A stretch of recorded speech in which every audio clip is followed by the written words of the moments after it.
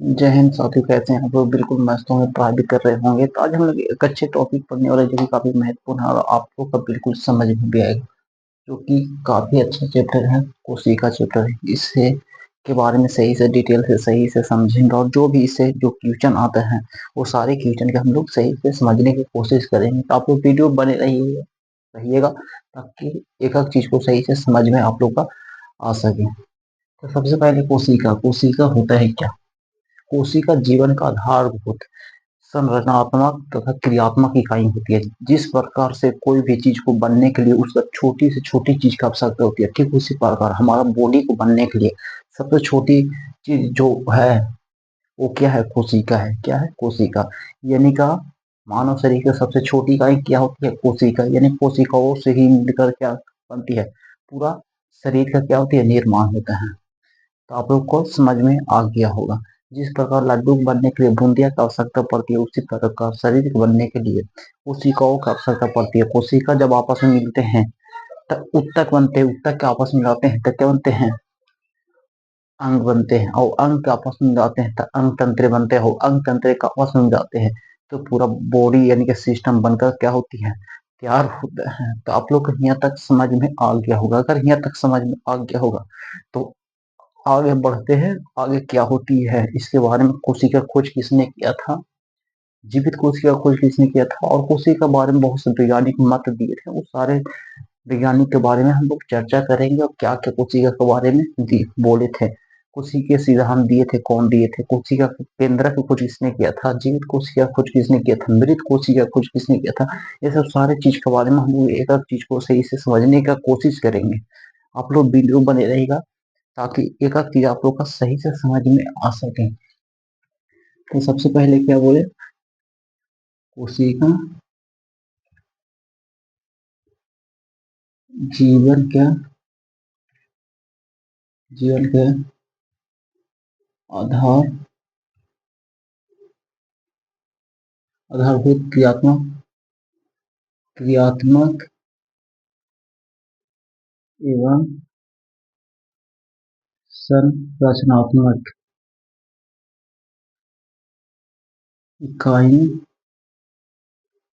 होती है इकाई होती है। यानी कि यहाँ तक आप लोग का समझ में आ गया होगा। कोशिका जीवन का आधारभूत क्रियात्मक एवं संरचनात्मक इकाई होती है। इसके बाद जिस प्रकार से कोशिका के जब आपस में मिलाते हैं कोशिका के जब आपस में मिलाते हैं तो क्या बनता है? उत्तक। और जब उत्तक के आपस में मिलाते हैं तो क्या बनता है? अंग। क्या बनते हैं? अंग। और जब अंग के आपस में मिलाते हैं तो क्या बनते हैं? अंग तंत्रे। क्या बनता है? अंग तंत्रे। और अंग तंत्रे के आपस में मिलाते हैं तो पूरा क्या बनता है? शरीर बनकर क्या होती है? तैयार हो जाता है। क्या हो जाता है? पूरा शरीर बनकर तैयार हो जाता है। तो यहाँ तक आप लोग का समझ में आ गया होगा। कोशिका जीवन का आधारभूत क्रियात्मक एवं संरचनात्मक इकाई होती है। कोशिका के जब आपस में जाते हैं तब बनता है उत्तक, उत्तक के आपस में जाते हैं तो अंग बनता है, अंग के आपस में जाते हैं तो अंग तंत्र बनता है, अंग तंत्र के आपस में जाते हैं तो पूरे बॉडी बनकर क्या होती है? तैयार होता है। क्या होता है? तैयार हो जाता है। अगला चलते हैं, कोशिका का अध्ययन क्या कहलाता है? कोशिका का अध्ययन कोशिका का अध्ययन साइटोलॉजी कहलाता है। क्या कहलाता है? साइटोलॉजी कहलाता है। कोशिका का अध्ययन साइटोलॉजी कहलाता है। यहाँ तक आप लोग का समझ में आ गया होगा। कोशिका का अध्ययन क्या कहलाता है? साइटोलॉजी कहलाता है। अब इसके बाद अगला, मृत कोशिका खोज किसने किया था? मृत कोशिका का खोज खोज 1665 में खोज हुआ था। अंग्रेज वैज्ञानिक था। कौन वैज्ञानिक था? अंग्रेज वैज्ञानिक। अंग्रेज वैज्ञानिक रॉबर्ट हुक ने किया था। किसने किया था? रॉबर्ट हुक ने किया था। किसने किया था? रॉबर्ट हुक ने। यानी कि मृत कोशिका खोज किसने किया था? 1665 ईस्वी में अंग्रेज वैज्ञानिक रॉबर्ट हुक ने किया था। उसके बाद जीवित कोशिका खोज किसने किया था? जीवित कोशिका का खोज, जीवित कोशिका का खोज आपको 1674 में डच वैज्ञानिक था, कहाँ का था, डच का था, डच वैज्ञानिक एंटोनी वान लीवेनहॉक का था, एंटोनी वान लीवेन वेन हॉक ने किया था, हॉक ने किया। यहाँ तक आप लोग का समझ में आ गया होगा। जीवित कोशिका खोज किसने किया था 1674 ईस्वी में, डच वैज्ञानिक एंटोनी वान लीवेनहॉक ने जीवित कोशिका खोज किया था। उसके बाद आपके आता है केंद्र का खोज, केंद्र का खोज, केंद्र का खोज आपका 1831 ईस्वी में रॉबर्ट ब्राउन ने किया था। कौन किया था, रॉबर्ट ब्राउन ने किया था, रॉबर्ट ब्राउन ने किया था। किसने किया था, रॉबर्ट ब्राउन ने। और उसके बाद आपका एक होता है कोशिका द्रव,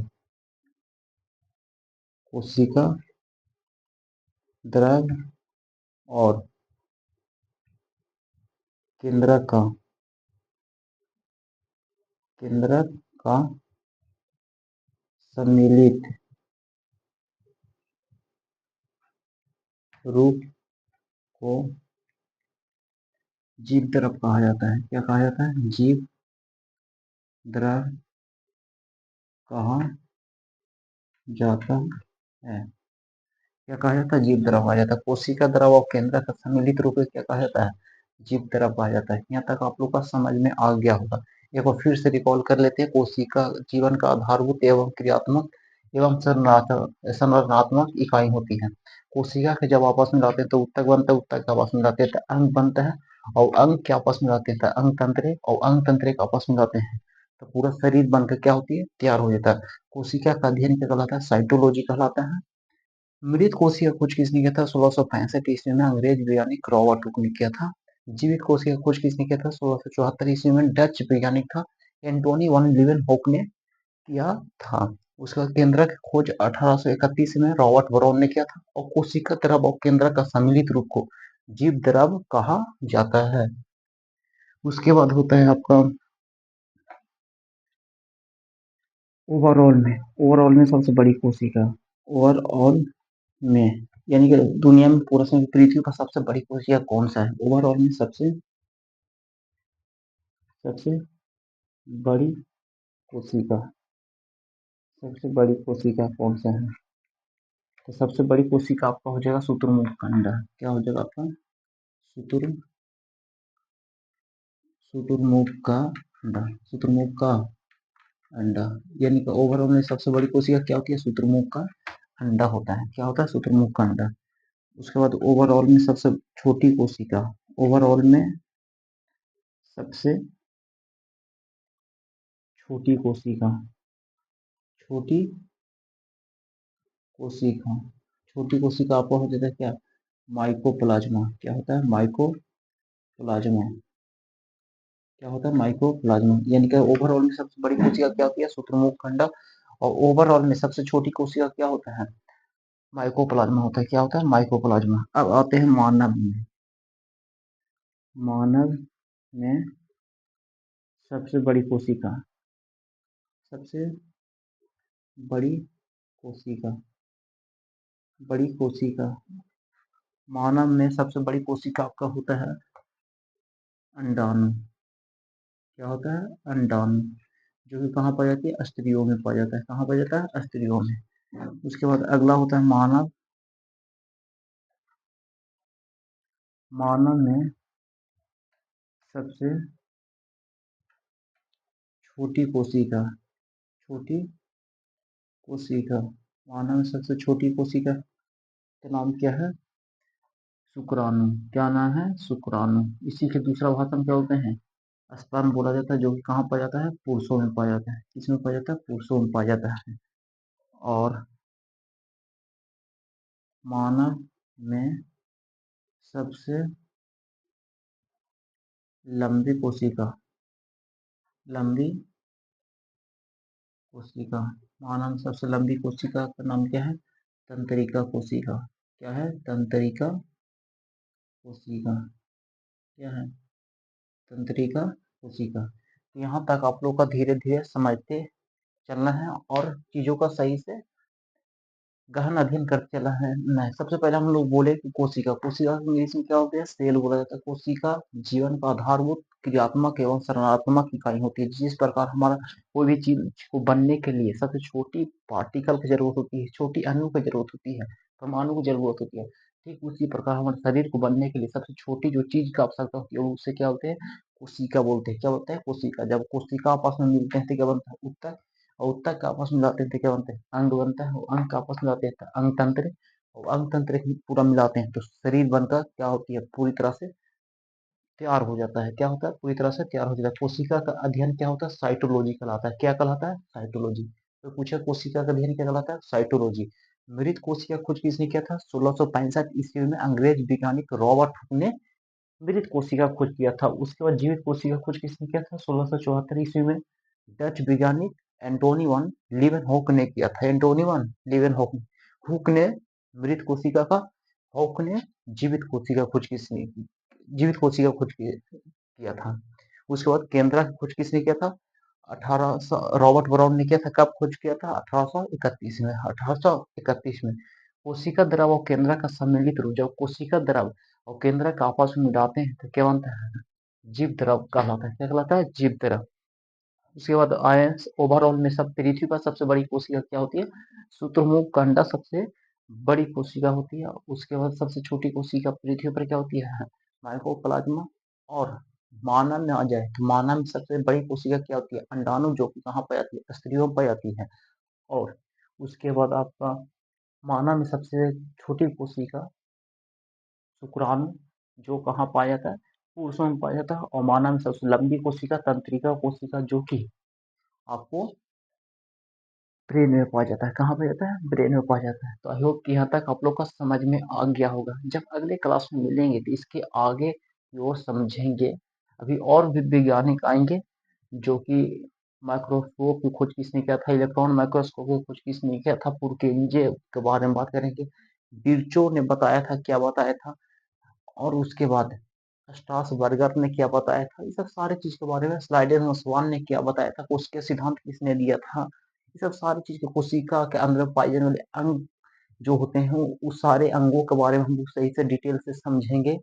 माइटोकॉन्ड्रिया क्या होता है, गोल्गी काय क्या होता है, लाइसोसोम क्या होता है, राइबोसोम क्या होता है, केंद्रक क्या होता है, अंतःप्राव्य जलिका क्या होता है, राजधानी क्या होता है, सेंट्रोसोम क्या होता है, ये सब सारे चीज के बारे में हम लोग अच्छे से समझेंगे। केंद्र कोशिका झिल्ली क्या होता है, कोशिका भित्ति क्या होता है, सब सारे चीज के बारे में हम लोग एक एक चीजों को सही से समझेंगे, लेकिन एक वीडियो में नहीं समझेंगे।